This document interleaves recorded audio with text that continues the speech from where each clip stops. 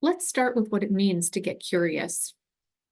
Curiosity is a desire to know or an interest that leads to questions and learning. Do you know a 2 or 3-year-old? They ask questions all day long. As we grow up, we often stop asking those questions. In school, we're answering questions, not asking.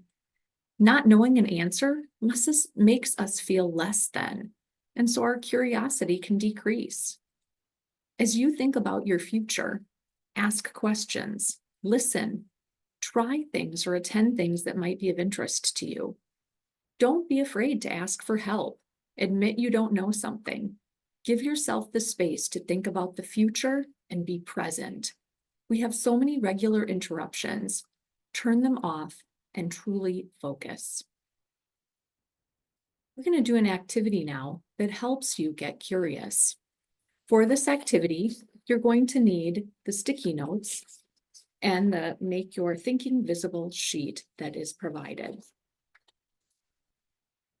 In this exercise, you're going to visualize your thinking, which can help your brain make connections.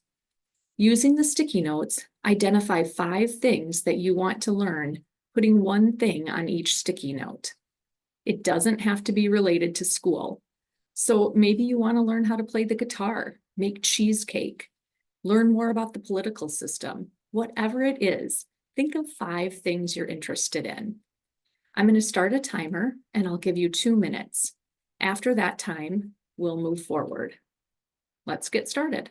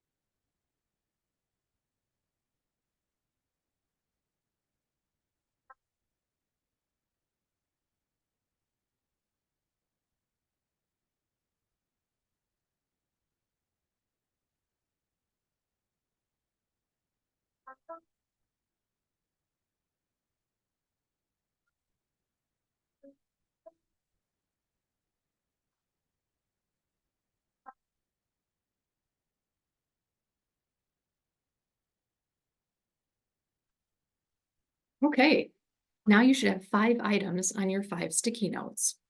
What you're going to do next is take the Make Your Thinking Visible sheet of paper, and on one side, you're going to write easy. On the other side, you'll write difficult. Then I want you to arrange your sticky notes. What task would be easy to learn? What task would be difficult to learn? Put them on your page. Go ahead.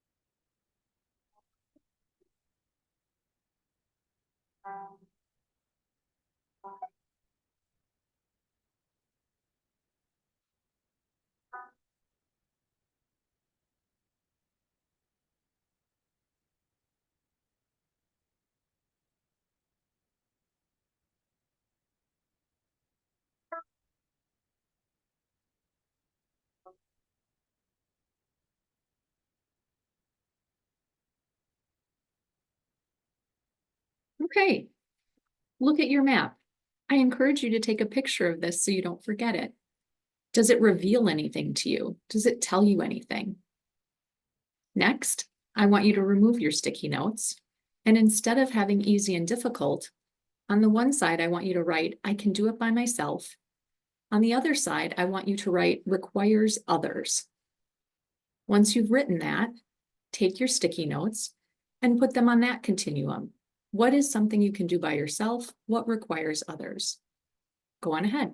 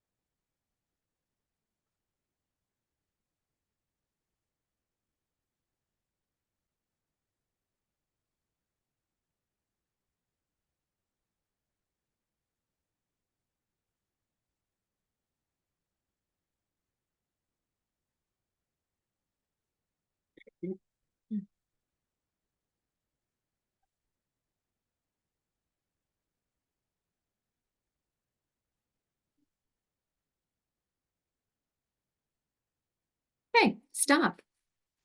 Looking at your page, what does it reveal to you? Does it tell you anything? Take a picture of this one so that you can remember this as well. Then take those sticky notes off and you're going to do one more continuum. On one side, you're going to write joyful. On the other, you're going to write serious. I want you to put those sticky notes back on the page. What makes you feel joyful and what seems serious? Take the next minute to complete that.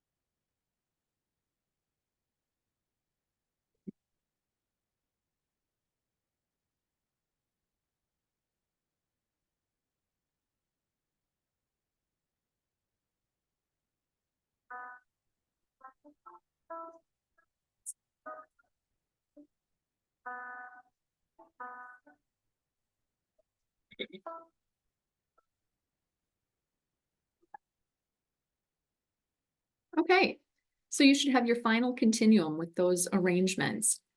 Again, take a picture of that so that you can remember it. How did that feel?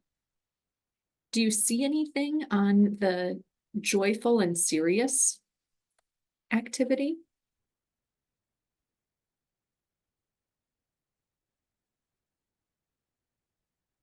What did you learn about yourself by doing this? What are things you're interested in? What things do you need help with? What do you think? Why do you think it was important to use the sticky notes to arrange items on those different continuums? It's not always the same, right? It changes depending on what you're thinking about. This practice can help you gain insight to organize information and help your brain make some connections. When you take a trip, it's really common to make a list of what you're going to take with you. Once you've made that list, typically you get a suitcase and you start packing. I know that when I start packing, I often realize I have too much stuff, but also I see connections. Maybe I have my swimsuit packed, but don't have sunscreen. So that reminds me to get that. Or I might recognize that my snorkel gear isn't going to fit in my suitcase and I'd be better off to rent that gear when I get there. Seeing it physically, visualizing things, and seeing that relationship allows me to make sure that my packing is done well and allows me to conceptualize what I'm thinking. The same thing is true with the things that you're curious about. We need to think about them. We need to put them out there. We need to evaluate them in different ways. And by doing that, we can start to make connections. And when we talk about being overwhelmed and not knowing where to start, this can give us a place to start. It can give you a place to start. What's one thing you want to learn? And then go ahead and set the bar low and do it. Use those connections and help you to take that curiosity and put it into action so that you can move forward. That's that bias to action.